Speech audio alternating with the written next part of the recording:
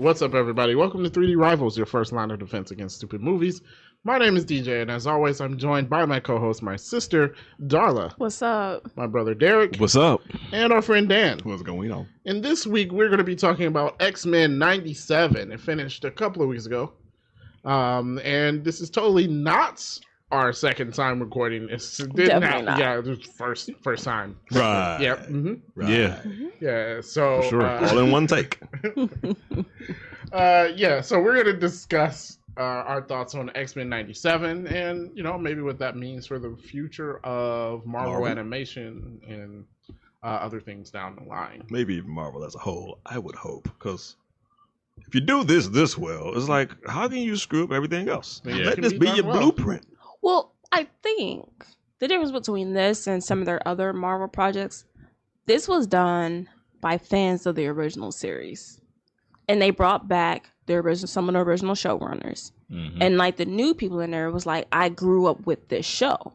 So they're already passionate about it. And I think there's something that something you liked and loved as a kid, and now it's your turn to do it, you're going to put all that effort and passion to make sure that you get it right, because this is your own memories in childhood, right? This is something that affected you while you grew up. So you're going to make sure that it's done correctly. Honestly, I think there's something to be said about that, because I think that's why early Marvel was so good, right? Mm-hmm. It was fans wanting to make this. And honestly, I think after a while, even though Kevin Feige is a fan, I think, kind of get burned out with everything's going on. Yeah, well, I mean, he's the executive producer on all of these projects, but how hands-on is he really on every single one of these projects? You can't possibly be. Right, exactly. And I think that's why I enjoy performances by like Tom Holland and Iman Vellani so much, because they are fans, so they're throwing into their role the love they have for the characters or whatever. So the same thing is shown through this X-Men 97 cartoon, which I think is pretty good. Yeah. So that's a good point that you brought that up. Yes, that is a good point. Yeah, I think that should be a requirement for any writer that's going to start doing anything Marvel-wise. Are you familiar with what Marvel's about? Did you read the comments? Mm-hmm. Are you just trying to put something out that you think is going to be popular?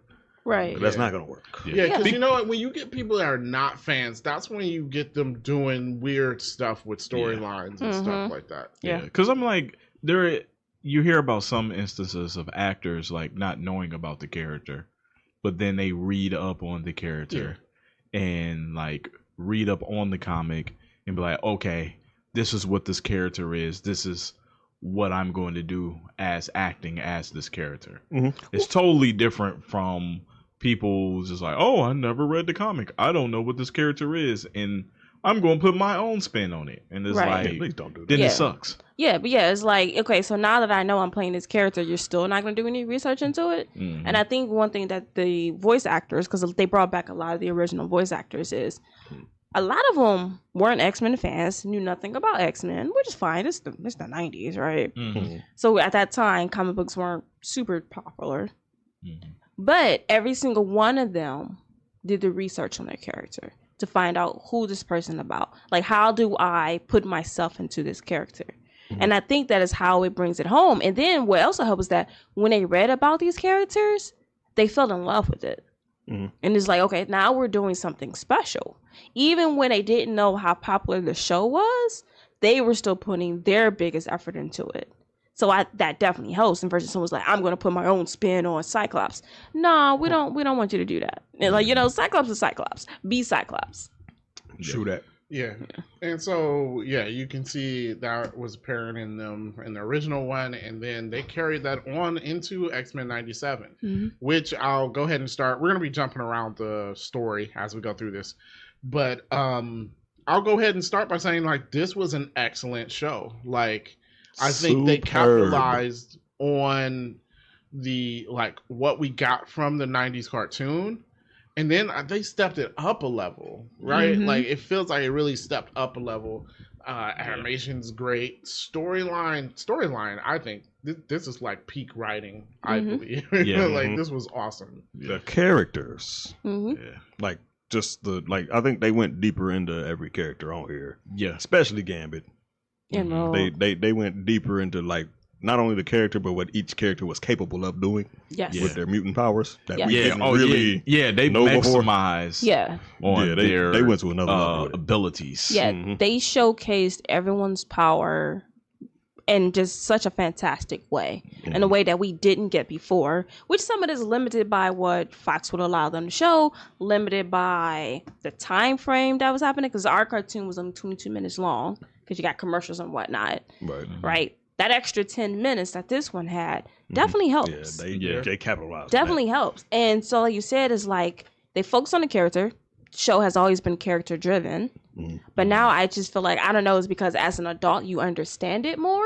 Could be. I think that's rewatching the original cartoon, I was like, I did not get that.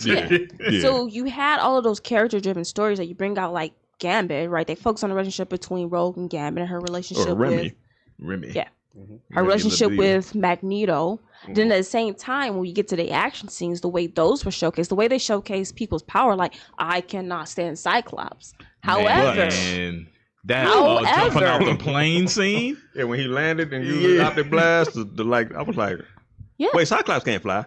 What are you doing? Oh, he's gonna die in the early episodes. I'm like, no, okay. Yeah, so they show that. Like, I mean, the first episode with Gambit and Wolverine, right? Gambit charges up Wolverine's claws, and I'm like, oh, that's dope. Yeah. I'm like, I did not know that he could do that. Well, first of all, me and Brandon was talking about this too. I was like, oh, okay. I thought Gambit could only charge cards. That's a weird mutant power to have. Like, I can charge up these playing cards, but once all 52 of them gone, probably pretty useless. But he can charge anything. Yeah. I was like, so wow, just that's like dope. the way they showcase Rogue's power, especially like when she was going off on the deep end, when she shows up into that army base. I mean, she was taking them out. And even then, okay, so after the fact, right? I mean, was it Trask? Who she threw out the window? Bolivar Trask? No, what's it the other guy? I was getting them confused. Yeah, it wasn't Trask. Trask was the one. Gyrick. Right. So, like, the way they showcase her power, I just feel like everyone had, like, their moment in the sun, and it was done so well. Like, that fight when Nightcrawler and Wolverine, they're at the mansion, they fight those weird cyborg things. Like, that was done incredibly well. And the way they were showing them. Nightcrawler pulled them swords out. That was hard. Yeah. So they put a lot of work and a lot of thought into how this was showcased, and it was done great. It was done really, really well. Yes. Yeah. Yeah, absolutely. Also, what I have to say about the writing, I think they told stories that resonated with the audience, right? Like, I think everyone can actually look at some of these stories and pull something from it, which makes good writing, you know. I think that's where Marvel fell short with some of their movies. Let's say the Marvels. I think that's the latest movie. While I don't think it was absolutely horrible, it didn't really like resonate for everyone. Well, I think what the X-Men has done well, and I'm just talking about like comics and everything, is that their stories has always been about prejudice of some kind. Yeah. People trying to fit into a world that doesn't like them. And that despite their best efforts, they're always going to be viewed as different. And I think that a lot of people, regardless of their background, can always find similarities in that, right? Whether you're the quiet kid who gets bullied or whatever, you can find similarities in it. And I think that's where the X-Men versus other comic books excel, because people can always place themselves into that role. Yeah, it's the same reason why, as people bring up, why why Spider-Man is such a like character. Yeah. Because in general, even though he's super strong, he's super smart, he's in general in a lot of his fights the underdog, and they highlight his struggles that he has to go through. So the readers can resonate, even though, you know, they're not a superhero, they can resonate with the struggles that he has to go through in life.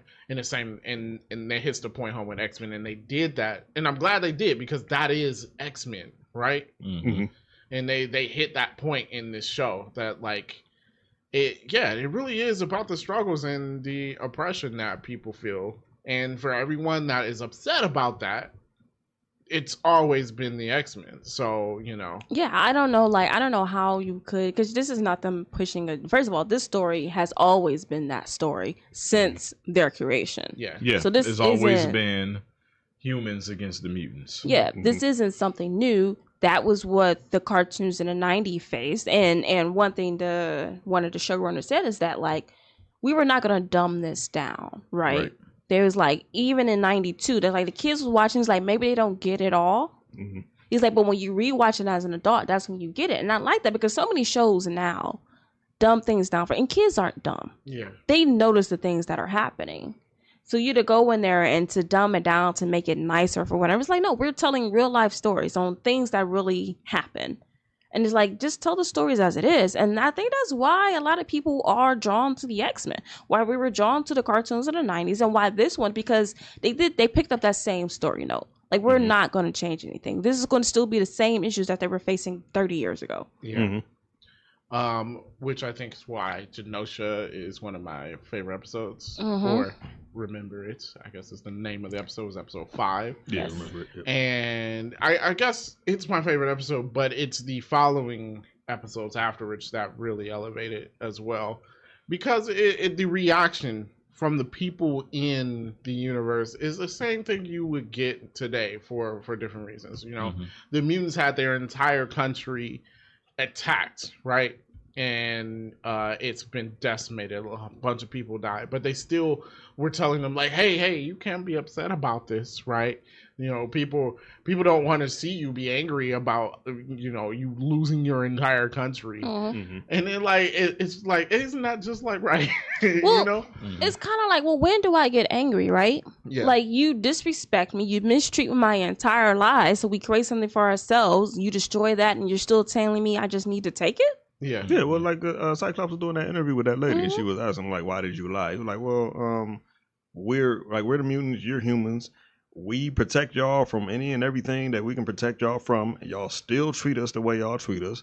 It's like, yeah, they can step out the way, like whatever that is, destroy humans, and now it's just mutants Now and it's aliens just and us. whatever. Yeah. Now it's just us. Yeah. Like we could do that, but we don't do that, and yet y'all still treat us the way y'all do. Like y'all don't want us here." Yeah. Unless we're useful, basically, because they even used them to build that dam, like they was using the mutants for, you know, to build that dam and stuff in like that. the original show. Yeah, On Genosha. yeah, It was on Genosha. Genosha, yeah. That was like episode 5. Yeah. Yeah. So yeah, I really felt Cyclops in that one, right? Especially because, you know, she asked about his son and he lied at first. And why'd you lie? I'm doing this to kind of bring, you know, show people that mutants are just like us. I was like, doesn't that show that he's just like y'all? He didn't want to talk about his son. And so he told a lie about it. Yeah, that's what humans do. That's what humans do. Yeah. Well, and that's the thing, is like, at the same time, it's like, we're still human. Like, yeah, we may have like a genetic difference that gives us powers, but we're still human. But you refuse to view us that way. Yeah. Right. And then it's like, well, what are we supposed to do? Because like he said, it's like, if we stop protecting you, where would you be? Yeah. You wouldn't be here.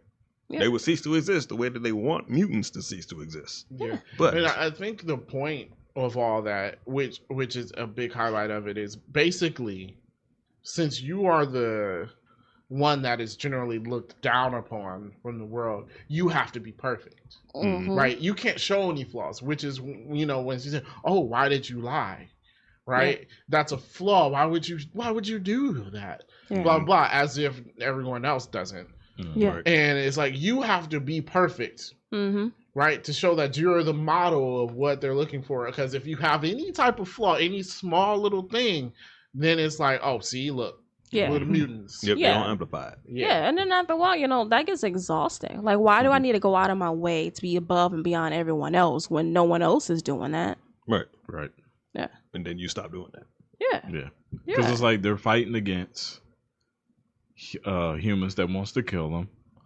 They're fighting against mutants that wants to kill humans. Mm-hmm. And then they're fighting against other mutants that wants to kill them because they're protecting the humans. Mm-hmm. So it was like, it's a constant battle for them.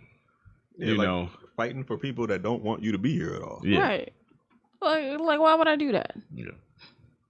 So, yeah. That alone, you would think would get them accepted. Like, hey, we fighting for y'all and y'all don't even want us to be here. Like, we protected y'all. Y'all don't even want us to be here. Y'all been trying to kill us and murder us and stuff like that. Like, why is this not the standout? Like, why does this not change the narrative?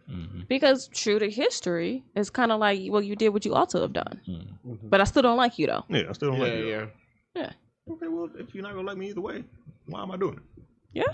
For what? Why am I putting my life at risk for you? And it's not going to change anything.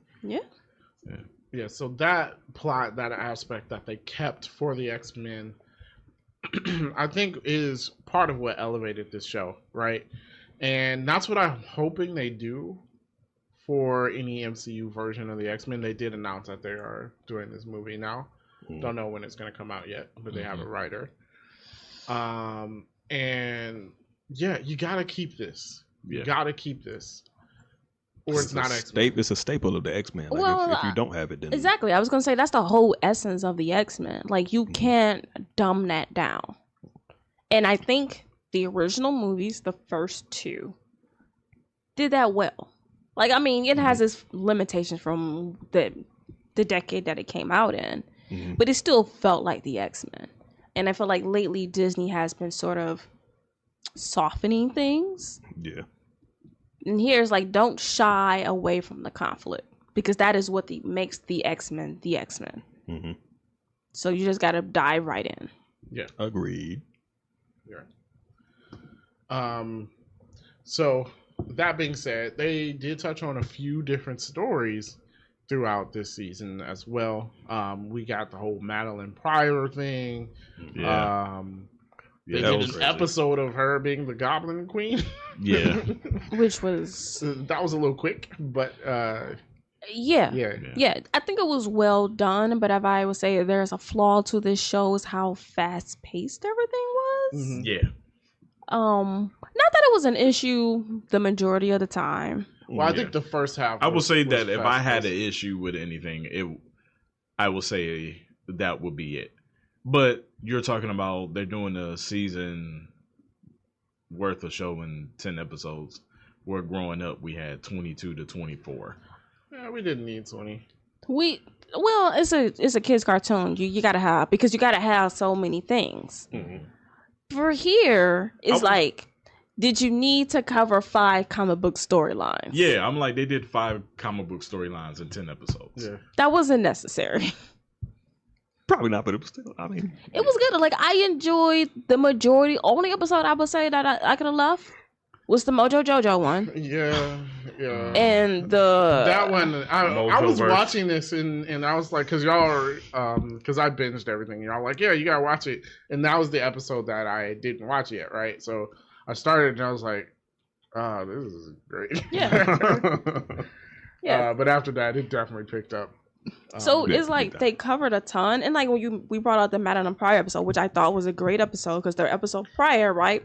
Clone Jean shows up and you're like, what the heck? Right. And it just ends. Yeah, I was like, when that happened, I was like, oh, we're doing the Clone Jean. Yeah. I forgot all about it until Jean showed up. And I was like, that's right. Yeah. Scott didn't have a kid with Jean.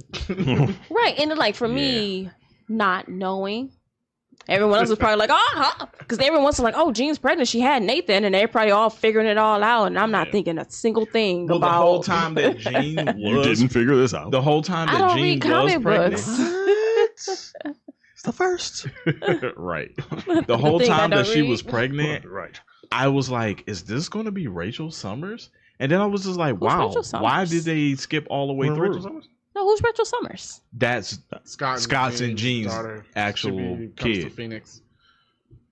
So he has a kid with his clone, and then a kid with Jean. Oh yeah, Scott was getting around. Yeah, right. I thought Rachel was. He loved him some jeans. Universe though. It might be. Okay. I did look up the tree. I don't want to get into universe hopping. Yeah. Yeah. I mean, DJ might be right, but it's still with Jean. But that's where I thought, I was like, wow, they're going there with this story. And then when the clone, when Jean shows up and you find out that Madeline is the clone, then I'm like, oh, Cable. Okay. See, didn't have no thoughts. They named the baby Nathan, not thinking this was Cable. Like legit, just like, oh, okay, his name is Nathan. Yeah, oh, look, they gave him Charles's name. Yeah, Nathan Charles Summers. Yeah. just clueless. So that whole story was interesting, but Scott and Jean still annoying. Super annoying. Because like, one, Jean, I understand Jean. But like she's like mad at Scott for still being in love with Madeline. But I'm like, when she was like, "How you?" Yes, she was like, "How you not know it wasn't me?" And it's like, what do you mean? It was a clone. It was you, and I had a kid with her. But like, you know, I understand both sides. Yeah, Because like, first of all, I Both didn't. sides has its merits. Right, she didn't choose to be away. no, I'm not And blaming then her. imagine you come back. Not only is this dude hooking up with a girl who look exactly like you, but she had a baby not with really her. Not exactly No. like you. That is her. Yeah, like not that looks exactly like you is you. First of all, that would make me feel worse. You dump some guy that he marries someone exactly like you. You be Because like, he just can't let you go.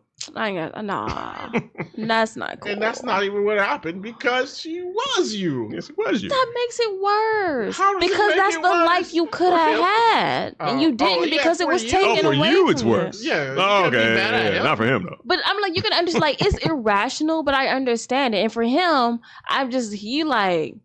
but I had this girl though. I got a whole kid with her, and now you're here, and I'm supposed to love you instead. Am I supposed to be like, yep, well, just drop her, drop the baby mama Right. that I went through all this trauma with. Honestly, Jean could have been the bigger person and just walk away. Like, I would walk away. Like, I don't want to, it's just too messy. And I know that you love him and you're trying to figure out when exactly this all happens, but you have to walk away from that. B should have told which one was the clone in private. He just announced it to everybody. It's like, actually, you are the clone. But can we all say Madeline is better than Jean? Oh my goodness. Yes. Oh, yeah. Madeline Way much. is, Absolutely. whew, that fight, Yeah. With Magneto and everybody. just Man. although I feel like they have brought some stronger people to that fight. Like, I'm tired of them bringing the wrong people to the wrong fights. I'm I'm like, bringing Jubilee. Let's have Jubilee fight everybody. those little sparkle hands. What you doing? Come on now. Like, I ain't see your Shooting sparkle fireworks fingers. all day. Right. She's a party prop. Or Right, something, like whatever those you sparkle wanna call fingers it. didn't do nothing in none of the fights she was in. She's a brief distraction, if anything. Yeah, just I'm like, why are we bringing the weakest people to these fights? Now, she's one of the only ones. So I was like, yeah, they didn't expand on her powers. I mean, No, she there's can make nothing the to little expand destructo on. disc now. The who to what now? oh yeah, when she turned the light, made the light into Like, like it's a circle and it cuts through stuff. a solid. She turned the light into like a solid object. Oh, okay, yeah, okay. Her But power still sucks. still, Is Yeah, no, that's her still power suck. still. Yeah. I mean, like, I like Jubilee in itself, Yeah. but her powers suck. yeah, she's terrible. I'm sorry, I like her character, but like, you serve no purpose. And and you know how in the original one is like, no, Jubilee, you stay behind. You know why? Because she You're sucks. a liability more than anything. All right, Like like if I got partnered with Jubilee, I'm like, right now I gotta do all the work. come on, y'all. Like, She even sucks on the game. Oh, what? Which X-Men game? Legends. Oh, was she on? Oh, yeah. She was on She's on X-Men Legends. like that's it though. Combo. But talking about Oh man, I wish characters, that game was not broken for me. X-Men. We should play X-Men Legends. It gets X-Men stuck. Legends. At least You the can probably like What's wrong with it? download it somewhere. the one Yeah. that I have Legally. freezes.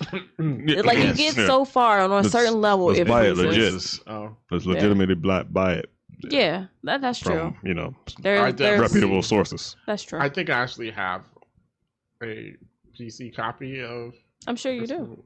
I mean, you Okay. know, I don't care how we get it, but No. you know, It's licensed and we'll figure it out and we'll play it. I'm pretty sure it's Activision or something. Yeah, it's Activision. it's probably accurate. Yeah. Yeah, So yeah, that storyline. yeah, but this talking about like each character had some growth. So we had the Scott and Jean and Madeline. They introduced Roberto da Costa. Yep. Mhm. Sunspot. Sunspot. Mm-hmm. Definitely had character growth in him. His story ended up being interesting. He didn't want to tell his parents about being a mutant. Obviously, Mhm. he's afraid of like the repercussions of that, especially since it's a rich family. Mm-hmm. Then at the end of the day, Understandable. his mom at first seemed really okay with it. They're like, "Yeah, we knew. You know, Mhm. it's fine." And then like, she turns my dude in. Yeah.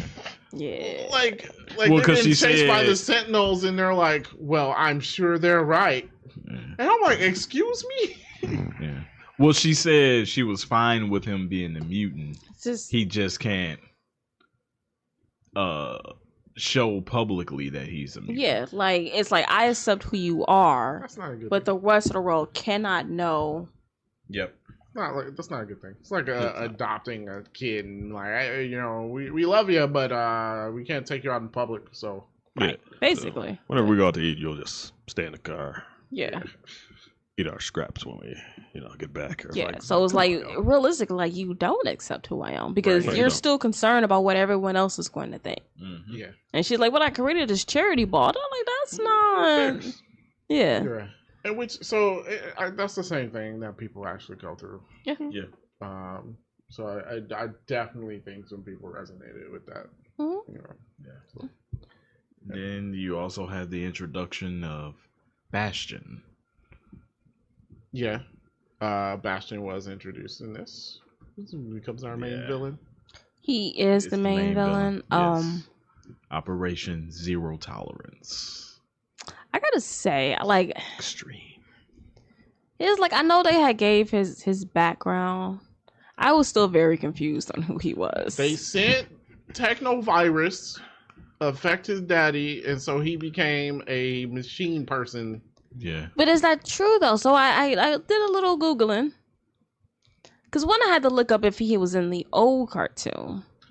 No. He wasn't in the old cartoon. No, because he didn't come He into was in existence our until video afterwards. game, though. Yeah. X-Men Mutant Academy, or no, X-Men something. One of the I fighting remember games. Mutant Academy. I Next, remember that. next dimension. X-Men Next Dimension. Okay.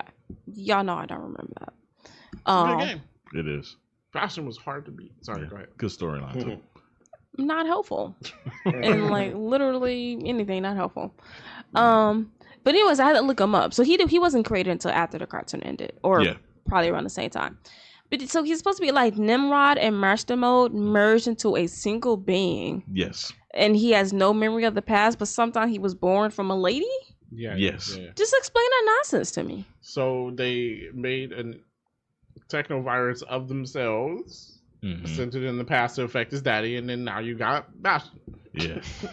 So Does that make sense? So they infected his father. Yeah, sure. His father impregnates his wife, So they gave his dad and and then transmitted. they had a baby. Yeah. Gave him an STD.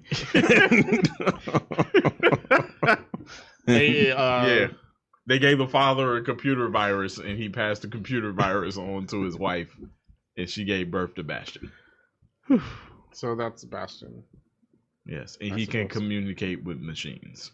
I'm gonna miss out like that makes sense. Yep, it did. Totally 100%. It's comic book Yes. logic. It made a lot of Well, sense. even his logic, I'm like, this is dumb. Right? I mean, like, if you think about it, it's like humans are mad that mutants are superior to them. Right. So they were volunteering. So his solution is then to make humans less human, so then they now have the power to be mutants. I'm like, okay, but now there are no humans now. But he's not human, and he doesn't care. But he's so bitter about it. Yeah. Bitter about not being human. I feel About like he was. mutants, I don't know. He was. I don't understand if he was bitter about not being I really think human. it was like bitter about both. mutants. I was like, I think he was bitter about both because him realizing that he wasn't human because he was Well, different no, he from was his mother saying- and father, and then he wasn't accepted by mutants or at Or that time humans. Professor X. So what was told No, to that's him, not what happened. Professor X tried to pick him up. His mother didn't let him. right? But she told him Professor X rejected him. That's why he was so upset. I don't know. What is going on with I these mean, parents? yeah, that's what happened. Yeah. Yeah. What's going on with these parents? Right. So, well, the thing was, basically, they were saying for humans to survive, they have to basically evolve further than the mutants have. So that's But the now thing. you're not human. Yeah, but Yeah. when do people who have this type of prejudice, when do they think rationally? Right, that was it's the whole not thing. rational. Yeah, that's true. That It's was the not whole rational, thing. but- It wasn't rational thinking. But I'm like, I'm looking at this and I'm looking at these little cyborg people now who are now mindless. And I was just like, but now you're even less human than before. And you're concerned about mutants overtaking you. Like, at what point in the future? Is that 200 years in the future? 100 years in the future? And then we're not even considering that 2 mutants can have a human baby. Because they're still human. Because they're still human. So it's just like, it's this fear, and it's just like, I wonder what you could say now, even then, is this fear well-founded? Yeah. And then, let's say if eventually mutants do overtake, okay, but you're all still human, so now you all just have it's not powers. like your family line has died out or something. Yeah. Like, yeah, so your solution then is to make yourself less human than you were already before. Like, how does that make sense? That don't make no sense. Well, I mean, it's your regular supervillain trope, though. Because he even got to the point where he wasn't even getting enough volunteers, so he started affecting everybody. It's still nonsense, and I still don't get him. Yeah, but that was a pretty cool reveal during the show, I think, because it was like he just had sleeper sentinels out there, and like they just start turning on everybody. Yeah, that's crazy. That was a crazy part. Yeah. But we were talking about the characters, so that was Bastion. Sort of interesting character. We got some growth with Storm as well. Yes. She lost her powers for a little bit. Yeah. Saving Magnus. Yeah, so those was Life and Death. Was her episodes? Yeah. Yeah. So, or Life Death. Was it Life Death? Yeah, you might be right. Yeah. So, one Storm lost her power saving Magneto, which I thought was huge. And like, wow. Because, you know, you could have just been like, just let him go. Shot. Yeah. Like, well, you know how much you put me through? But they are the X-Men, so, you know. Gotta do what's right. So, yeah, and then she had that journey kind of dealing with herself. Because, like, Forge made something to get her powers back, and it did work. But, like, she was kind of in her own way, like her own doubts. Yeah, it's like her own fears were preventing her from like really being who she could be, and which I like that because I feel like she now comes back stronger than ever, more confident than ever. And one thing about Storms is like it's her constant fear that holds her back. Yeah, and so it's like I like that aspect of the episode. I know because the first half was after the JoJo episode, right? Which I was just it was so. The name of the episode was Motendo, but okay. His name's Mojo. I get where she's going. Whatever. It's just funny to think about Mojo Jojo in the X-Men. Jojo. Yeah. Hey, man, Powerpuff Girl X-Men crossover. Dope. Let's see it. Oh, that is the Powerpuff Girls. Girls will get into it. Whatever. I like y'all. Y'all haven't watched the Powerpuff Girls. Y'all should watch that. I did watch the Powerpuff Girls. Okay. I like that. Yeah. Cartoon Network, my favorite. You know what I was Dexter's Laboratory. Glad was not in this show really.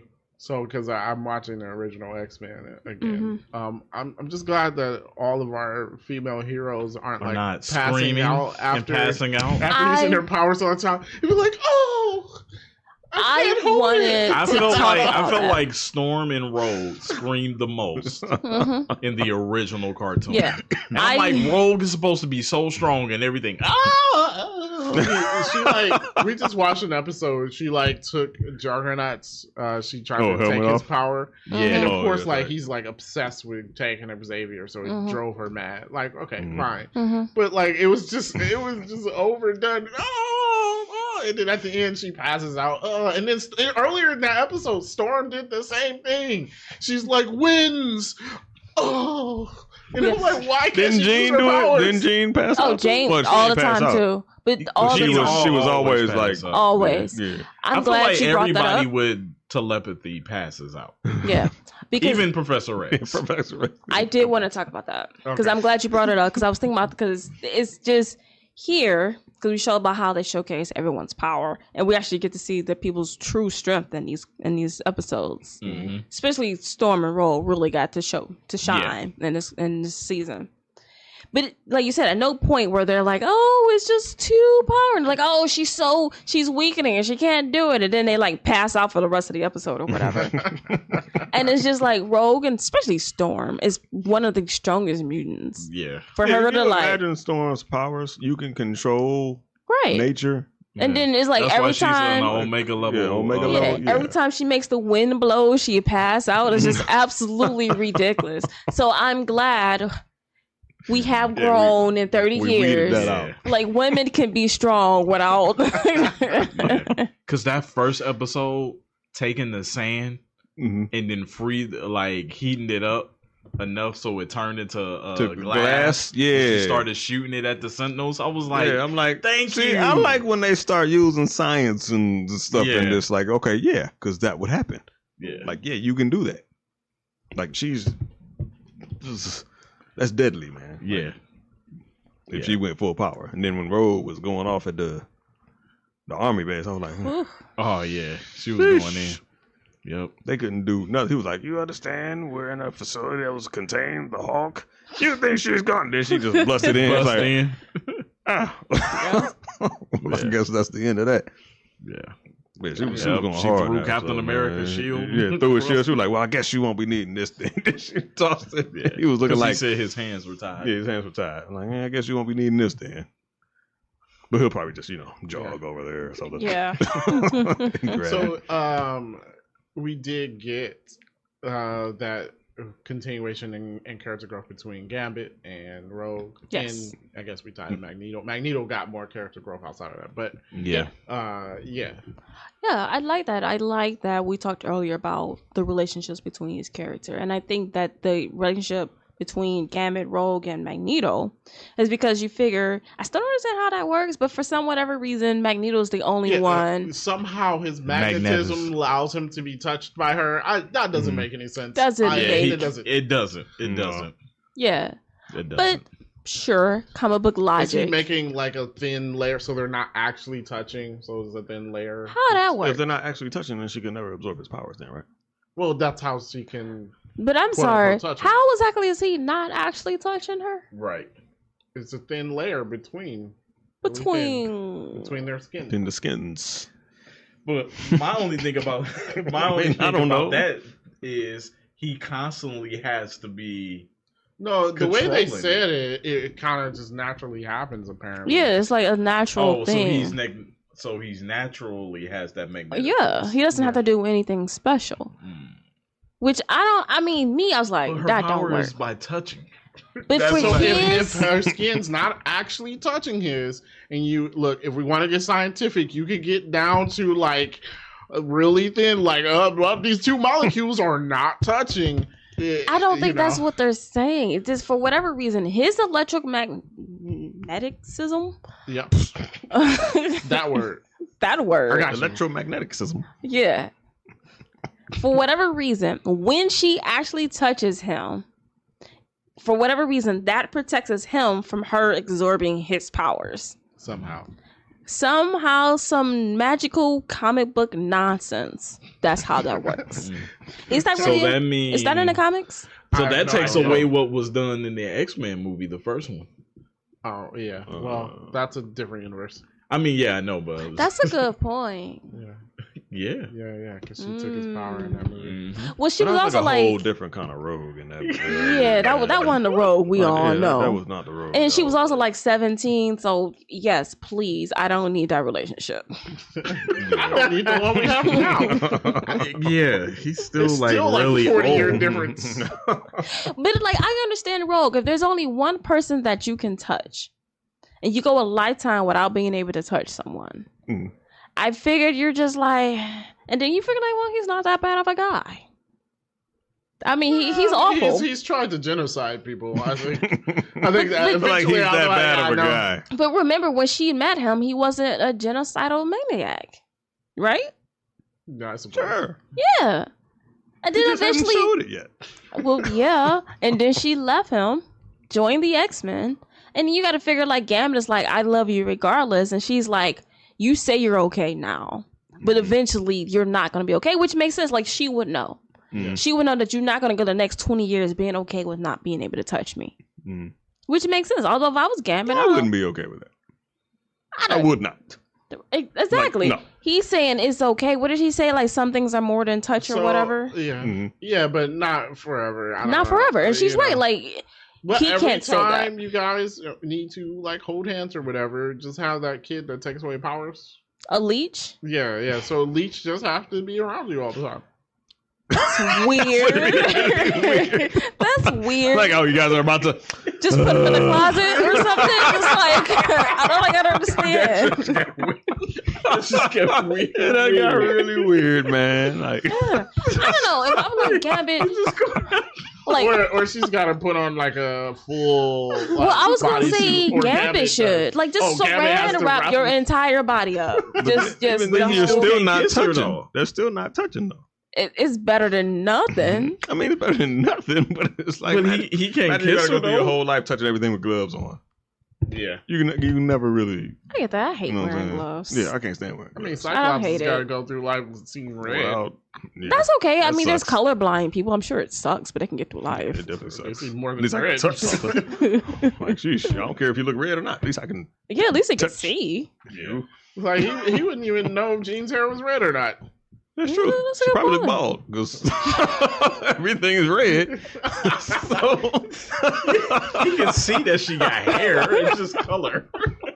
depends on the background. I have zero comments on that. But yeah, so I could see how that sucks for him. Yeah, wait. I'm sorry. Yes. I'm going on a tangent because we mentioned Cyclops. Please. My bad. Mhm. But he's talking about Cable's eyes. Like, Cyclops. You never see them? You didn't see what his eyes looked like? His eyes were red to you. Well, maybe somebody told him. Or did Jean do the thing and like stop No, it? Oh, she stopped but his. Maybe it's just the look of his eyes. No. Like those look like I've seen brown eyes in all red before. Yeah. Those are brown eyes right there. Like, But at the that's end, what he it said was. that he has his eyes and not his mother's eyes. Yeah. Okay. So then his eyes would be red there, right? No, Cyclops eyes are no, he has red. blue He eyes. sees red. Oh, does his he? eyes. Oh, Not red. I don't remember seeing no Yeah, blue eyes. he has blue eyes. Oh, okay. Ooh. All right, I'm sorry. Back to Rogue and Gambit. Right, but anyways, I like that focus on that story. It's like the relationship between the two, but even then, Rogue came to the realization that while she maybe get the physical relationship out of Magneto, Gambit is the one who has her heart. Gambit is the one that she actually loves. I don't know how they gonna make that work, but I have to figure out some polygamous thing. I guess that is the only way it works. I mean, you think Magneto will be happy with that? Magneto, I don't think Magneto cares. It's Gambit. Yeah. He's the one with the short end of the stick.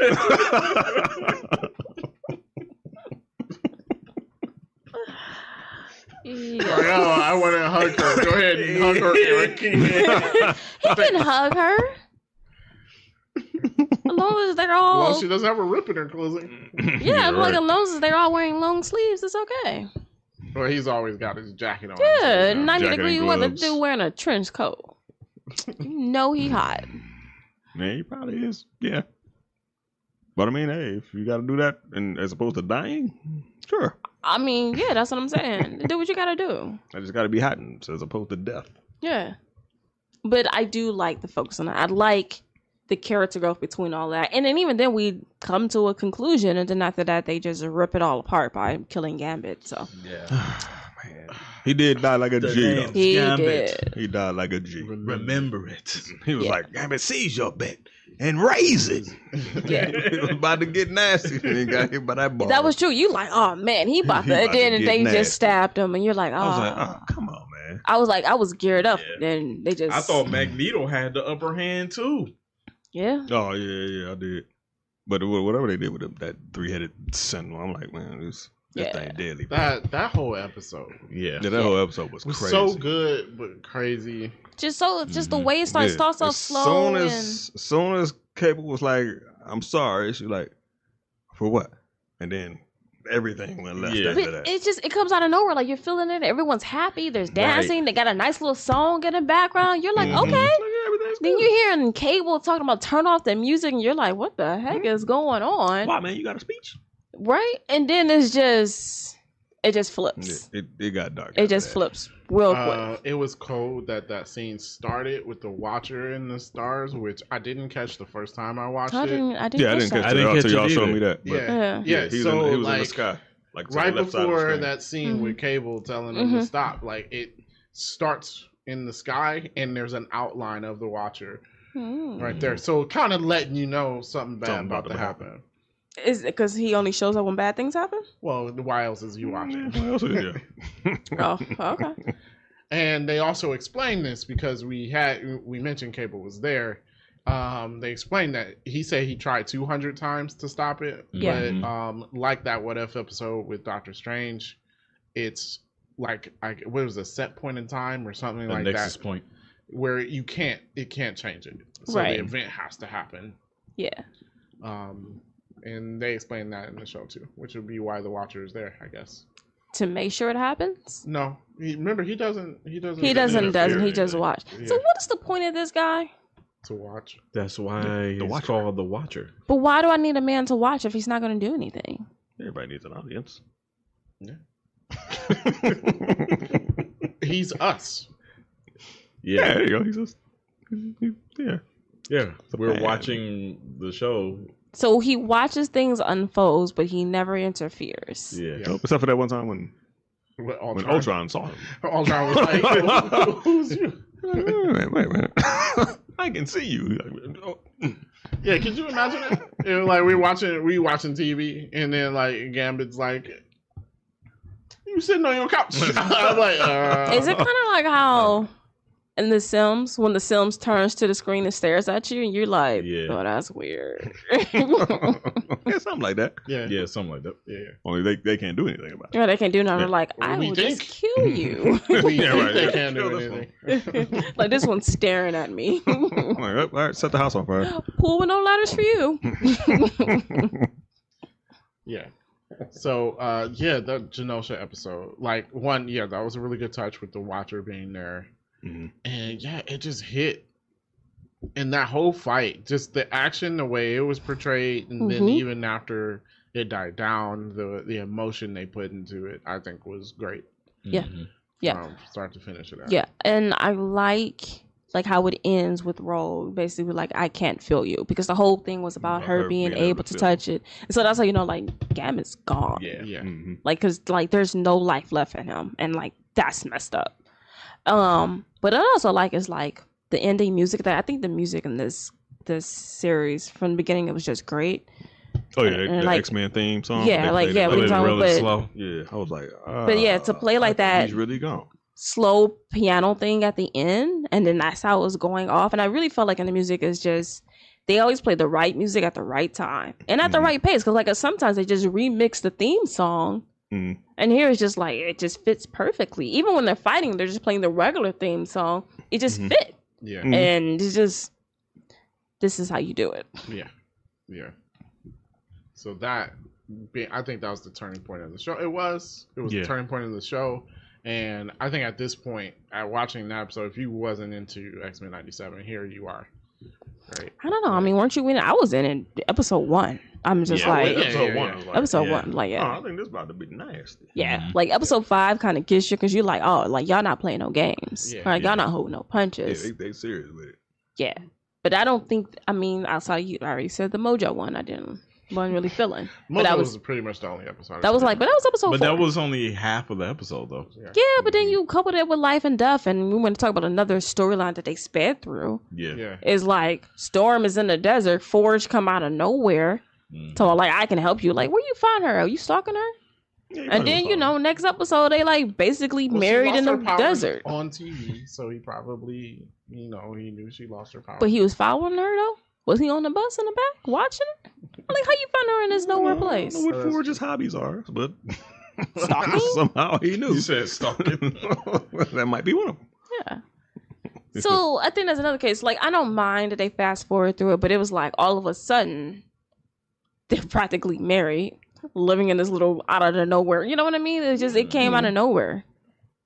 So it was just... Yeah, it was quick. It was quick. It could be quick because it was just, I don't care. But like Madeline's story was super quick. Yeah. It was like, oh no, I'm a clone. Yeah. And then, oh no, senators took over my mind. And I want to beat the crap out of the X-Men. But I'm good now. I'm going to come save my son. And they did all that in 30 minutes. Yeah.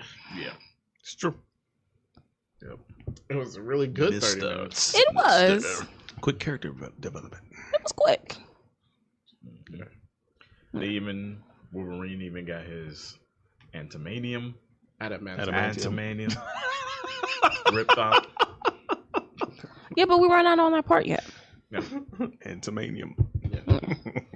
I would say Wolverine is the one character they didn't really develop further, which is fine. I mean, we already know a lot about Wolverine. There's not Yeah. really too much more they could have done. That was fine. I'm glad for once he wasn't the focus. Yeah, the center focus. Like, we know enough about Wolverine. We know what he can do and all that. We know about him and Jean Grey. How he don't really like Scott Hall like that. Yeah. We know Wolverine's attitude. We get that. We could put that to bed too. Yeah, we get that. I think it's probably going to end. I think they're going to be moving forward with some of these. Well, we talk about like, okay, this season wasn't focused on him, but now that he doesn't have that metal in him, I feel like at least part of next season will be focused on the after effects of that. Because that was really, we talk about speeding through storylines. I thought the last episode he was going to make some sort of comeback, and it's like, oh no, you're just not going to see this dude no more. Well, I mean, if you get, something ripped off of your bones, which was okay, but like, don't you expect usually Superman goes down, 10 minutes later Superman back up? Yeah. Bullet to the brain and everything. He somehow makes a comeback. I mean, they did it with Jean, right? She gets the snot beat out of her. Now she's Phoenix again. Yeah, she did randomly become Phoenix. Yeah. It's weird. I guess she has latent Phoenix powers. Mm-hmm. Sure. It's whenever she needs to be Phoenix. I guess so. Yeah, I whenever guess. she needs it. Oh, yeah, she was Phoenix and then tore all the mutant DNA out of Mr. Sinister. Yeah. Mm-hmm. Which, whew. Shouldn't he just be dead? He should be. He should, because he's super old. So without Yeah. the mutant DNA, then he should die. But I guess not. He's just gonna, I'm pretty sure, get some more. I guess. If that's your skill. Yeah, so that's the end of the series, right? Well, we didn't talk about... We didn't really talk about the end of the series. Yeah. We didn't talk about Asteroid Elm. Yeah, so we can or Magneto. Oh, yeah. Because I guess the Genosha episode, everyone thinks Magneto was dead. Magneto, yeah. But he made it, not surprising. But basically, Bastion picks him up, kidnaps him, keeps him enslaved for a few episodes.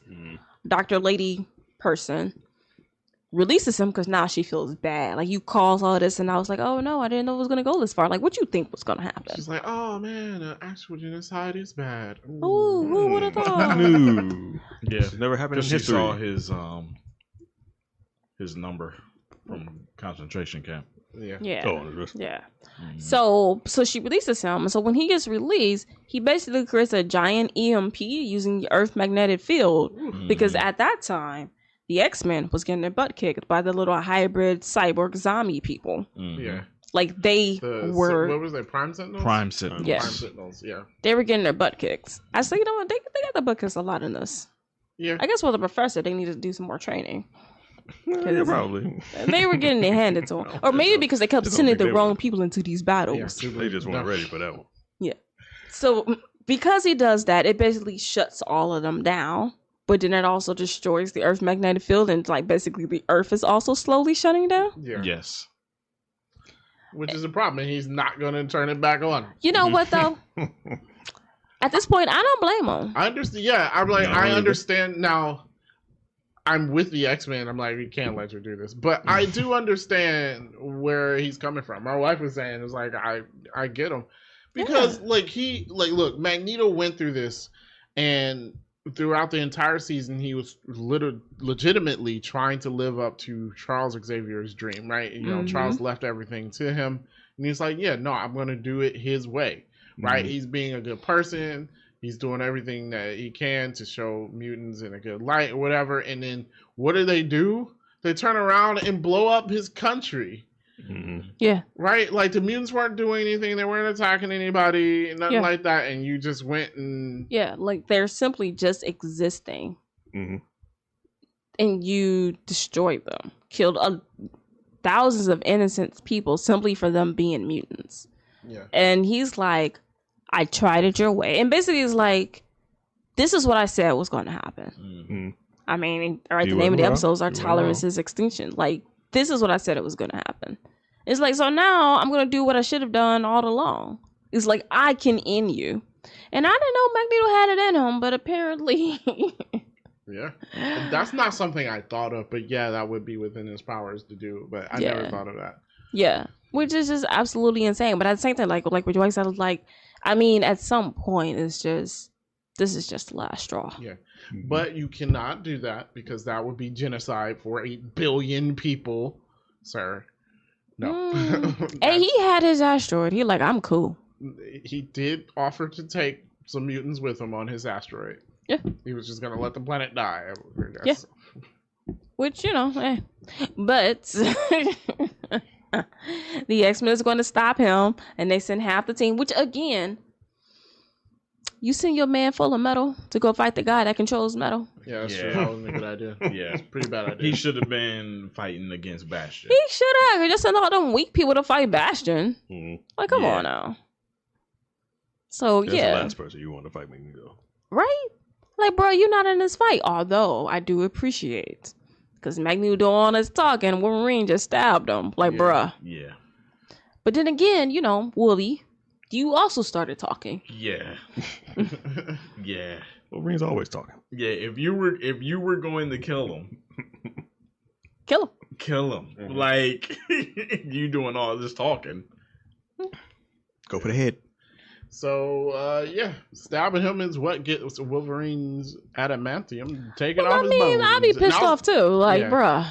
I didn't think they were going to do, I didn't expect that at all. And I was like, oh, snap. That's what they're doing. Yeah. Yeah. Yeah. Wolverine is my guy, though. Yeah. Oh, yeah, no, like it.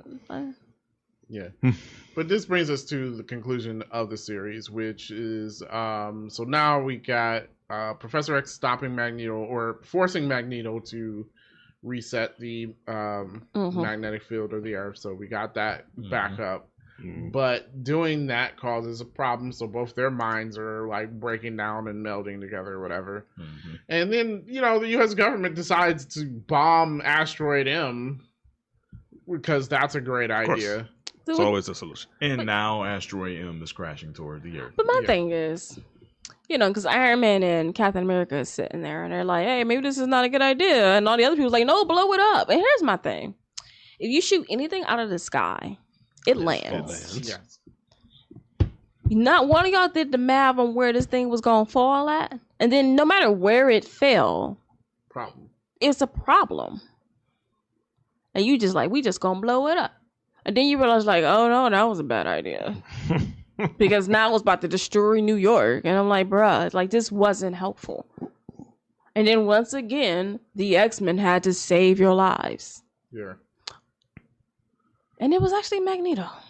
Yeah, Magneto stopped the asteroid. We forgot to mention the dope fight between Rogue and Bastion and Sunspot in space. Yes. Oh yeah. Super dope. Yeah, Rogue. I'm telling you, boy, an angry Rogue. Yeah, angry Rogue is nothing to be trifled with. Don't mess with her. That girl was bad. She was just kicking his tail. I always loved her voice too. In this cartoon, I'm like, man, there's something about her voice. It's a southern accent, man. I like it. It was dope. Yeah. Huh? Yeah. I'm glad they brought that voice character back. Yep. So before we talk about the conclusion. And retro Cyclops. Huh?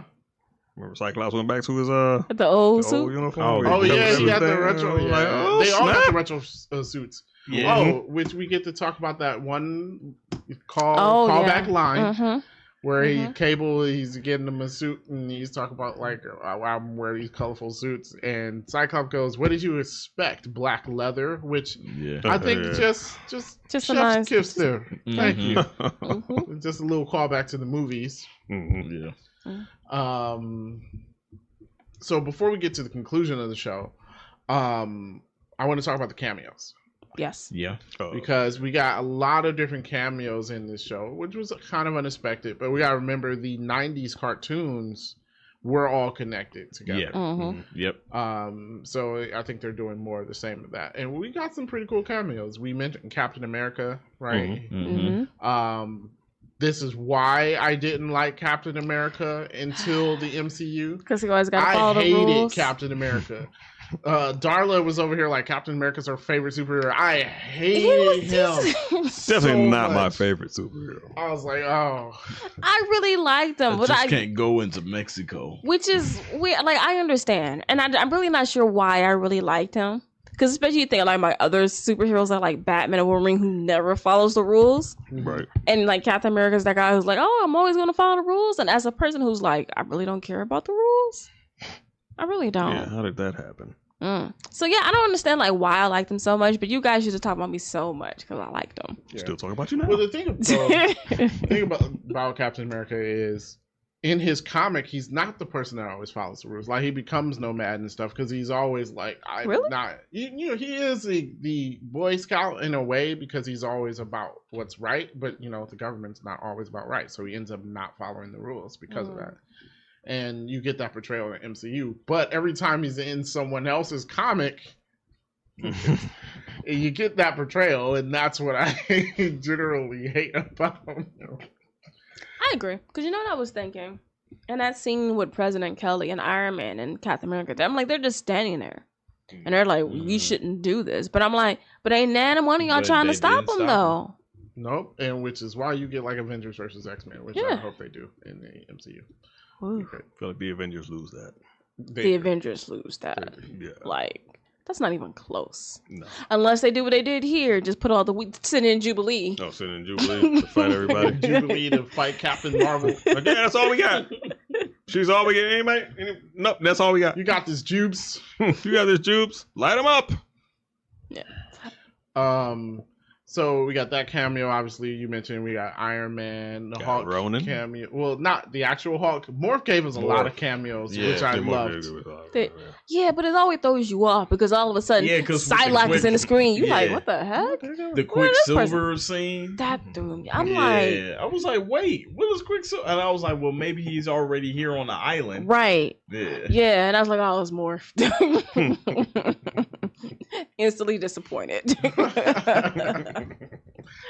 But they did. I like how they used Morph because they used him so you can see a lot of the characters that they weren't really going to build stories around, and so you can use Morph for that, which I thought was good. Yeah. Another thing I liked about the cameos, I don't know if you're bringing this up, is that in the end they actually show them fighting. Yeah. So the Sentinel Prime. Yes. Which I thought was beneficial because in New York, there's a ton of superheroes. Right. And I always be like, where was everyone else doing? Y'all ain't see these aliens? Because they showed Doctor Strange, they showed Daredevil, they showed Spider-Man, Cloak and Dagger. We even got cameos from Doctor Doom and Black Panther. Yeah. It was pretty dope. Yeah. Pretty dope. I'm just saying, give me my Spider-Man 98 or whatever. Well, we know Mary Jane's back. Yeah, well, I need to know how, since you ended the last series with "we're gonna find Mary Jane," and then you just never continued it. Yeah, you can't do that. So you better give me a remake of Spider-Man. They might. I mean, as successful as this cartoon was at this point, I mean, you can continue that whole. Go hard with it. Yeah, you can't screw it up. But see, that's the thing. When you come in as good as you did here, and you hit all the points, it's like. You do Spider-Man and you screw it up. That's not. They're gonna have to test that one. Like, all right, what do we got? You think this is gonna fly? Yeah. Don't just write something and release it and then hope for the best. Like, nah, we're gonna have to test this one out. Yeah. I mean, because this one was like, a lot of people had high expectations for this show, and because the MCU hasn't been that great lately, it's just kind of like, are you gonna screw this up? And they didn't. But now they come back and like, we're going to continue Spider-Man. It's going to be the same thing. But now you got a bar. You have to match or exceed now. Which I think they're ready tough. for. But that's tough. It is tough, but I feel like they understand what direction they got to go in. They just got to get the right people to do it.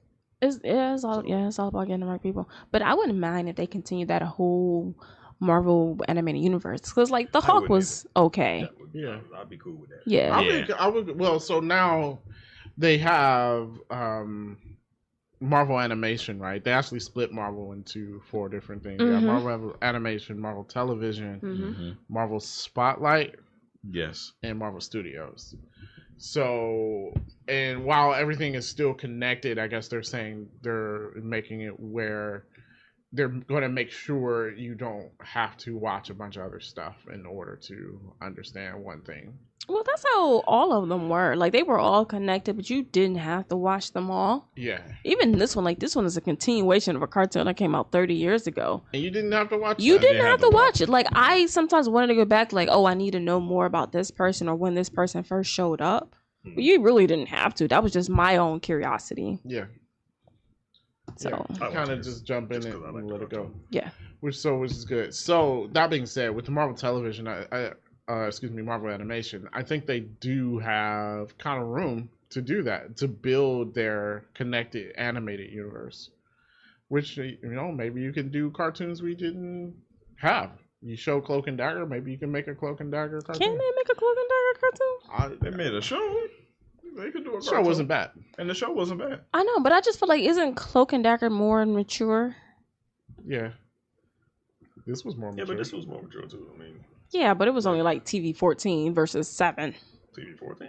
It was 14. They got TV like higher than that? Huh? They got a higher TV something than that. Well, you think this would be higher than 14? Yeah, this wasn't higher than 14. You remember, animation gets away with a lot more. Yeah. I mean, I know Wolverine was cutting people in half. He was, which then brings me a point about the limitations of the original cartoon, because it was on Fox, and Fox had a whole long list of rules. And like one thing, and like they pushed the limits of what they could show, but there were so many rules about whether or not there's like no blood, no punches to the face, right? No realistic weapons, because you notice outside of Batman, all of our other cartoons has laser guns. Yeah, even in Superman, they were in the same universe. Superman, laser guns, Batman, guns. I don't understand why. I don't know if the Batman animated series just said, "Well, forget y'all, we doing it anyways," and they just said, "Okay." Yeah, because it's Batman. Wasn't it the first one though? Yeah, but like so got away with it because it got his foot in the door. But then why? How come everyone else couldn't follow suit? I don't know. Right? It was just like no child could be put in danger. No one could really be killed. You had to resolve differences without violence. Heroes couldn't act out of vengeance without consequences. It's like, it was just like all of these rules, right? And then you couldn't say kill, die, or death. Like all of these rules to protect the children's minds or whatever, I guess. I don't know. Talking about acting out of vengeance, we forgot to mention Rogue just dropped Trask off a building. Yeah. Oh, yeah. Yeah, so maybe that's where maybe this is more than a TV, because she just straight up killed that man. Yeah. And then they're all like, "What did you do?" Wolverine was like you ain't want to kill him. Yeah. So she did what we all wanted to do. Yeah. Right. Yeah. Which, I mean, it probably helps that it's on a streaming service and not on... Fox. Television. Yeah. Yeah. Yeah. So I mean, Disney's lightening up a little bit, it seems. Well, I mean, you do got Deadpool coming out, and he's definitely going to push their boundaries. So. Well, they didn't have a choice. I mean, they might blow up Disney World if they didn't. Like, I think people would absolutely riot if they decided to tone that down. Fair enough. That's kind of what it is. It is what it is. Like, I feel like it's like to have Deadpool not be that is just like you're kind of taking away from his character. With the saying is like it doesn't have to be like seeing both versions of the movies. Mm-hmm. Like you don't need all of that stuff in it, but at the same time, it's like you still gotta have some of those elements. Mm-hmm. Yeah. I agree. So hey.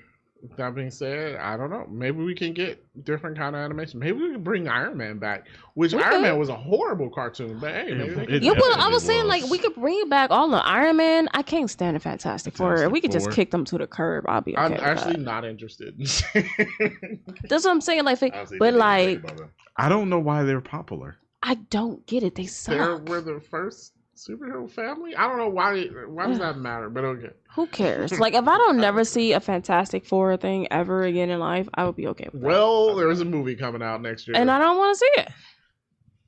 I really don't. Just stop. But so we can do all of those. We could bring back the Hawk. Mm-hmm. We could do all of that. Probably gonna be. Was that even necessary? I literally don't understand the point of you doing that.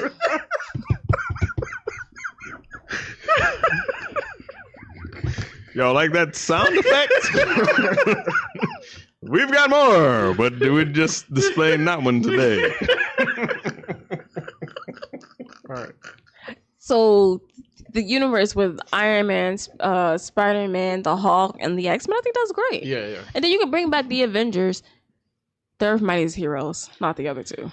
Okay, they weren't connected, but make an Avengers cartoon. Make it connected. Yeah. Yeah. So like I'm saying, add the Avengers, skip the Fantastic Four. Fair enough. I'll be down to see it. Mm-hmm. No. Who would you rather see? You don't want an Avengers It's not cartoon? really that. It's just... Will we never have any use for Dr. Doom then?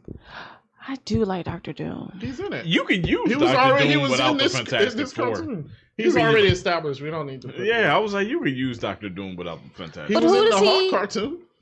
He Yeah. was. He was. He was in Spider-Man. Okay, Dr. yep. Doom is just always Okay, there. well. Okay, then there you go. Yep. Okay, Problem we can get rid of solved. him. Yeah. I do like Dr. Doom. Mm-hmm. Yeah. So that would be dope. I do hope we get some other cartoons in this universe. I think that would be dope. Which might be the case since they said with these 4 divisions, like everything's still going to be connected. So, And they included a lot in this X-Men cartoon that I did not expect them to include. True. Like all the cameos, they had that one scene with Ronan was in there, what I didn't expect to see. Yeah. Captain America. Ronan was in there. Mm-hmm. Yeah, Ronan was in there. I forgot about that. Yeah. So I mean, that might be, I don't know, like a hint that they about to. It could be, or maybe you With know. some Guardians of the Galaxy stuff. I don't need that. Oh, that's right. As a cartoon, no, I don't. I don't. Need I enjoy that. the movies, but I have no desire to see them. Don't need that at all. What if the cartoon end up being really dope? We don't know. I don't know. It doesn't matter. I don't need it. Which means y'all gonna have to really convince me to watch that. If they make it, we'll watch it. I feel like if they do well with the other cartoons, I feel like why not? If this is where their Well, animation, that's what they're going to do. Like, if it does well, then it's going to be like, what other random character can we put in here? Mm-hmm. Which that is not what I'm asking for. I'm saying, Well, but I mean, if they do it well, I say go ahead.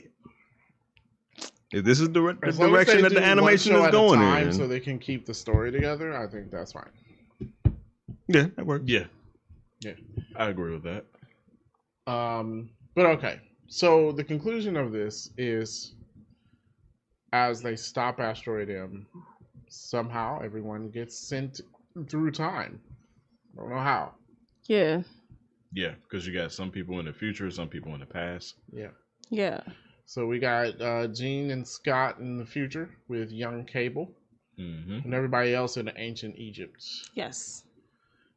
Also, we think this is going to lead to Onslaught because we got the Charles and Magneto mind thing going on. That is what the internet said, that season 2 was going to be about Onslaught because, and I did not know this, Onslaught is a villain formed from the worst part of Magneto and Professor X combined psyches. Yes. Yep. Which is kind of a very interesting thing, especially when you consider like those 2 mutants combined into one being, I guess. Powerful as Magneto is by himself. Yeah, Xavier is by themselves. Yeah, and then you combine that. Combine them two. Yeah. And then like the worst part of them. Like Magneto's already a pretty awful person. Like what's the worst part of Magneto? Hey, it gets worse than what we've seen. Yeah. I find it interesting that they decided to do the storyline in reverse. What do you mean? Because Onslaught happened first, and the results of that is what led to the government siding with Bastion to go along with his plan to stop because of Onslaught killing so many people. So then maybe season 2 is not about Onslaught. It may not be season 2. I just think I feel like they up. do cover it. Yeah, they set it up. Yeah. It's a setup. Yeah. Which, hey, if they are going to go with like an Avengers cartoon, that could be pretty dope. Because Onslaught is more than an X-Men villain. Like, that's the entire Marvel Universe villain. See, I know nothing about him. And I would have to find out about him. Because right now, I'm like, I can't picture it. Okay. Yeah. So. Marvel vs. Capcom. You know I don't play that game. Yeah. That's what I was going to say. I'm like, I actually got Marvel vs. Capcom. Did you? Infinite. I don't know. The latest one. Oh, okay. I mean, I own the game. I have the second one. I haven't played it. Yeah. It's okay. Marvel versus Capcom. Yeah. Yeah, I mean, I mean, well, I own lots of games I don't play. It's true. So. Yeah. So, maybe you should play them. But they did set up next season. I think it's going to be pretty interesting. I want to know what's going down in ancient Egypt. Mm-hmm. Less interesting about the future plot, but we'll see what happens. Well, I'm pretty sure it's all connected with some weird apocalypse kind of nonsense. Which, by the way, Apocalypse was in the present. Who runs into little baby Apocalypse? Is that Jean and Cyclops? No, it was whoever Beast was with. Who was Beast with? Everybody, except for Jean and Cyclops. Oh, okay. Because I feel like Jean and Cyclops would be like, "Oh no, we can't." But since they're not there, just murder little baby Apocalypse. That's probably not how time works. They were gonna do it Thanos, I guess. Is that not how time works? I don't know. Time travel is. Yeah, but even if that's not how time works, I'm gonna try it, right? Like you, I probably would. That's what I'm saying. How many times have you fought this guy? Right, trying to destroy things. I run into little baby Apocalypse. I'm cutting his head off. He's off. This little baby. Oh, right? They're like, who are you? And Beast is like, oh my. And I was like, you know what, Beast? Just smack him. Just like, I mean, you know what I mean? You know, don't they say like bears can like break your neck with one hit? Just take him out. Yeah, go ahead. Take him out. Yep. Might as well try. Right? And if it don't work, it don't work. But now you know. Yeah, now we know. We know. And so we did mention Apocalypse is back in the present, which is probably how we're getting Gambit back. Because he was mentioning something about death, so it makes me think that he's going to be the Horseman of Death. Okay, yeah, probably. Yeah. That's cool. And in the comic books, Apocalypse gives Wolverine his medal back. That's how he gets it back. So he might get it back next season. Okay, interesting. Yeah, because he uses him as one of his 4 horsemen, too. Really? Actually more interested in getting Gambit back. It is. That's interesting. I figured they'll do some time traveling shenanigans to bring them back. So, but I'm okay with that. I need Gambit back. Like, I'm no one okay stay with that. dead in comic books. Yeah. Well, like I said, like this is not the first time we've been at the X-Men are dead. Yeah. It's not the first time we've done this. So. Yeah. I wonder if they're going to do the death of Wolverine. Remember the one that died and he became like a giant adamantium skeleton or something like that? Would that be not giant? He was just an adamantium. Like, wait, why is he now a giant? You say giant. I don't know what happened. I didn't read that comic, but I remember saying that. I don't know. Maybe that's season 3. Yeah. But okay. So that was the season. X-Men 97. Yeah. Any facts you want to give or nitpicks? I do. I have some random movie facts and a couple of nitpicks that I think are valid. Okay. All right. Random movie facts. Okay. Most of the original cast returned to voice the characters. Mm-hmm. Actually, the voice of... Hold on. I wrote it down to make sure I get it right. Okay. The voice of Cable voiced Gambit in the original show. But now he voices Cable. Oh, okay. Yeah. So most of the original characters came back, and apparently one character switched. The guy who voices Cyclops, they got someone that said you have to sound like the original guy. He did. He did it. Yep. Yeah. He did a good job because I was like, oh wait, that wasn't the original person. Yeah, I'm just learning that now. They did a pretty good job with voices. Yeah. And one thing they did is when casting the original cast, it's like they didn't want regular voice actors. They wanted stage actors because you have to have that more range because you're using your voice to project what happened versus me actually seeing something happen on the screen because you're on the stage, you're doing plays. Right. So a lot of these people were like play actors instead of regular voice actors, which I think helps. Yeah, it does. It seemed to have helped. Yeah. So, good job. Some of the characters' fight moves were taken from the Marvel vs. Capcom video game. Dope. Interesting. That's what's up. It's probably where they got them claws being charged up. That might be where they got that from. Yeah, that might be where they got that from. I don't know. This was a lot of storylines were adapted from the 1980 comic books and the early 2000 comic book series. I don't remember all the names, nor do I care. Just FYI. Right on. Season 3 is already in development now because super successful things. Because season 2 is supposed to drop this winter, right? I have not heard that, but I am okay if that is true. I'm fine with it. Yeah, I need more. I'm not gonna complain. Yeah, like I don't want to wait the next season. Yeah. Yeah, they were not in the old times where we gotta wait. We gotta wait a whole year. Yeah, especially like I don't know about you guys, but a lot of times after watching an episode, since they insist on giving me one a week, it's like I wanted to watch more X-Men stuff. Yeah. Yeah. Yep. And I have. And I did. I was like, well, I started watching Wolverine and the X-Men. Great cartoon. Well, yeah, that's that what X-Men my Evolution. son, I my watched son, he X-Men wanted X2. to watch the X-Men movie, watch the original X-Men cartoon. Mm-hmm. Yeah, definitely. After watching the first episode of this, it was like, yeah. Like I X-Men. need more. Yeah, exactly. I was gonna say it left you, wanting more. Mm-hmm. So you went back to the old things, which brings me to my last movie fact or show fact. Is that viewership of the original series doubled since '97 premiere, which makes sense because yes, I did watch some of the original episodes. I did. And then one thing about that is like it's still a great cartoon. Mm-hmm. Like even though this one improved on it in just about every way possible, it didn't take anything away from the original series. It was still incredibly enjoyable. Yeah, agreed. Yeah. All right, nitpicks. Pick some nits. Scott and Jean are still super annoying. That's always. I think that's just really a character thing. It's a nitpick. Okay. Because I can't stand them. Fair. And I'm like, guess what? I still can't stand y'all. I Neither like one Cable, of them? though. I like Cable. Cable is like one of my favorites. I don't understand what his powers are. Like, I just don't get it. Stuff. He basically has Jean Grey powers. But he don't We mean know that people that use it all like a legal cable for you. Uh-huh. Yeah, he can do that. Oh, okay. He can do what? He could install He can illegal do cable. Illegal cable. Because he's plugged in. Yeah, he's always plugged in. Okay. All right. I mean, the major alone since sports that is his channels and powers, everything, by sports all packages. means, hook Yeah. me up so I can stop He paying has for Jean HBO. Grey power. That's his powers. Okay. So we didn't talk about Professor X any, which is fine. He didn't need to be talked about. But anyways, he comes back, and everyone's blaming him because in his will he left everything to Magneto. And so he comes back, and they're like, "This is all your fault. Why would you leave everything to him? Do you see what happened?" And I'm like, "But he did what he wanted him to do, though. Yeah, Like, that wasn't until on they- Magneto. Yeah, Blew up Genosha. exactly. Like, Yeah, and then everybody, reasonably so, was Upset. yeah. So to say like this, I'm like, this would have happened regardless if he took over the X-Men or not.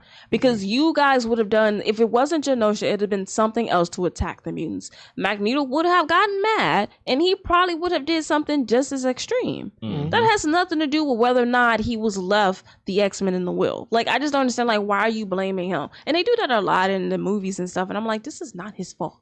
Yeah, definitely not his fault. This Definitely not. is like, blame the people that deserve to be blamed. But I guess, can't blame the humans for being awful. But, yeah. They were always that. Yeah. Okay. We talked about the fight with Bastion and Phoenix comes to save the day. Then she starts giving a speech. Yeah. When he's down, start ripping pieces off this man or just something. Like, I would have ripped his limbs off, threw him in another universe, beat him with his arms and legs, something. Because, because while you doing all that talking, now he's back. Yeah. And stronger than ever. Right, because he took Cable's arm. Yeah, like, I just look, don't almost kill somebody. That's true. You gotta make sure they down. Just take them out. Yeah, make sure they're done, folks. Right, Go you for put- the head. All right, like you put the collar on them, was supposed to stop the little cyborg robot thingies. Right, You but know? that's all you did. You didn't stop him. Exactly. You just stopped him from controlling the other Sentinels. Yeah, and he's like, "Oh, okay, I can take this collar off." Like, yo, you got this collar on him. Now he got his. Yeah. Start ripping pieces off of that dude. Yep. Agreed. Yep. All right, my last nitpick. Did Mr. Sinister need the clone gene in order to do whatever he was doing? I have no idea why. I don't know. Maybe no, why? I don't know. Right, because he cloned Jean But then he to kept get- the real gene, like in to the get thing. the baby. But why couldn't he just wait until Scott and Jean had a baby? Right. Yeah. Right, Maybe like, he needed And then it to kidnap be, the baby. kind of baby. Yeah, But maybe that's what I'm he needed saying. it to be a certain. Like, was it to guarantee that it was a boy? Did Madeline have some sort of secret stuff inside of her that gives Cable some maybe sort of it special power? guaranteed that it would be Cable. Like, Well, tell me though. You know what I mean? Like, because now I'm just like, why not just, because you kidnapped them before, right? yeah. So just wait until they have a kid. You know that's going to happen. And just snatch that baby. Just any kid. Well, that's my question is, it couldn't have been just any kid? It had to be a special kid? Did him cloning her make it a special kid? Maybe. I need answers to this. Yeah, I can't answer that one. There ain't nowhere to begin. Story plot. That's reasons because they needed a clone. Those are my questions. And then there was just one more thing I want to bring up. Not really a nitpick or anything. So I think in August, the Cape Crusaders coming out was supposed to be like a spiritual successor to Batman the Animated Series. Okay. So I'm hoping those guys are taking notes on how you revive a cartoon series. Here's my question: do they have Mark Hamill as Joker? Probably not. Nah, I don't know. I really don't know. I really don't know much about this. But I'm just saying don't tell me it's a successor to Batman the Animated Series if it ends up going to be like one of those weird The Batmans or the Batman whatever it was called. Samurai Batman. No. What was that? You also had Batman Brave and the Bold. You had Batman Brave and the Bold. That was a kid cartoon. That don't count. It was The Batman, which I keep trying to watch. I do not like that cartoon. It's not. It's not great. And the internet comes in like, oh, it's better than you think. It is not. And I do not understand, because I was watching it this week, why is the Penguin in like almost every episode? And then it's like the worst version of the Penguin I've ever seen in my life. I never got through the first 2-3 episodes. It's not great. Then there's the other one, like the CGI Batman. Which one is that one called? The Beware Batman or whatever? Oh, yeah. Beware the Batman. Just no. So, since we've had some not great Batman cartoons, unlike the X-Men cartoons, which generally was pretty great. Yeah. Batman, well, there was a lot of So. Yeah, X-Men Evolution, Wolverine and the X-Men. Pretty great. Those are pretty good. Pretty great. So I'm like, if we bringing this back, take some notes on how it's been done. And if it's not like this, go back to the drawing board and make it so. That's what I feel like they need to do more often. Uh-huh. We're going to come up with something. If it's not good, don't just release it. Yeah. Forget about release dates and all that. I'm like, you know what? It ain't good enough yet. We're going to start from scratch and try this again. Start doing more of that. I think they should. So I hope they watched. I hope they take some notes. I'm like, hey, you guys, we didn't do none of these things. Mm-hmm. And I'm like, you got a couple of more months. Let's start doing this. Yep. Get it on right. A streaming network. Yeah. So right, and like there's no excuses. You have more leeway, right? Mm-hmm. Right. You don't have Fox telling you can't show people getting punched in the face. Mm-hmm. Like my thing, punch away. Yeah, punch, elbow, kick, headbutts, anything. Just do it all. Like whatever's gonna do it justice. So that's coming out in August. We will review it. And Batman's that's my superhero. So it's my favorite superhero of all time. Yeah. So it hurts me when they're just not great cartoons. We'll see what happens with. Yeah. All right. Well, then let's talk about our ratings for the show. I'm pretty sure I know everyone's rating. But greatest show ever. Yeah, great, the best show ever. Well, what if I had a different rating? What's your rating? This is the best show ever. Okay. I'm just saying. I'm just saying. This is a wash my folding clothes. No, I'm like, there's no way. No, there ain't no way you was folding clothes while watching this. I had to watch it each episode multiple times. It's true because I was just like, you gotta take notes, but like, oh man, they did that. Wait a minute, hang on, wait, what happened again? I was rewinding and all that. Yeah, well, because it gives you thoughts, and then you want to be like, I gotta write this down. Yeah. So that's our thoughts. It's the greatest show ever. Mm-hmm. We're looking forward to season 2. We'll see what happens there, and hopefully Marvel takes some notes from how this was done, at least for the future of their Marvel animation. Yeah. At least, please. Yeah, and we'll see how that goes. What did you think about the show? It's been out for a while now. Everyone seems to love it. Were you one of those people? Let us know in the comments below. And that being said, we will catch you in the next one.